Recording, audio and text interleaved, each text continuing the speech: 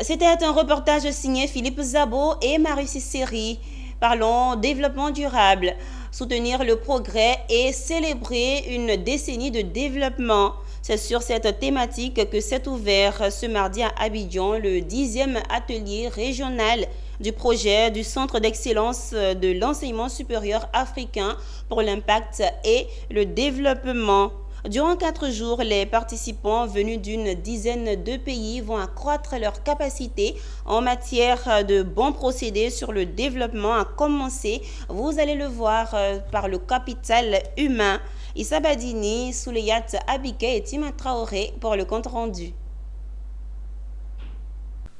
Comment faire face aux défis de la durabilité, de la promotion de l'innovation et de l'excellence? Dans cette salle, pour y répondre, des acteurs du monde universitaire membres du CEA Impact, autrement projet de Centre d'excellence de l'enseignement supérieur africain pour l'impact sur le développement, un CEA appuyé par divers organismes dont l'AFD et surtout la Banque mondiale pour qui un accent particulier doit être mis sur le capital humain. Aucun pays du monde n'a pu se développer sans investir dans son capital humain. Toutes les analyses qu'on fait, quand on fait le Wealth of Nations, il est clair que 2/3 de toutes les richesses de tout un pays est fait par le capital humain.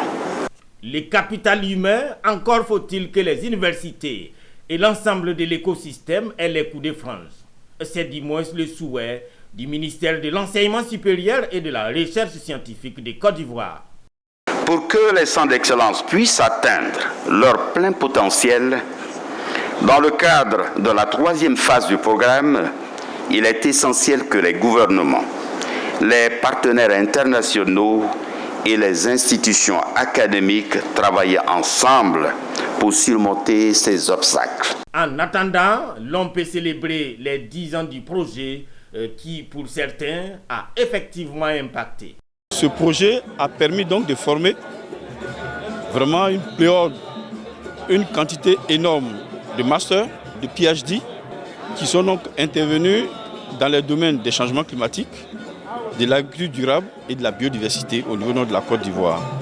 D'ici 2050, 35% de la population mondiale sera africaine, a souligné la représentante de la Banque mondiale. Une croissance démographique qui, pour être un atout, doit être soutenue par une autre croissance, celle de la formation de qualité, d'où le CEA pour une synergie d'action. Le projet regroupe une dizaine de pays dont le Burkina Faso, le Niger, le Ghana, le Nigeria et bien évidemment la Côte d'Ivoire.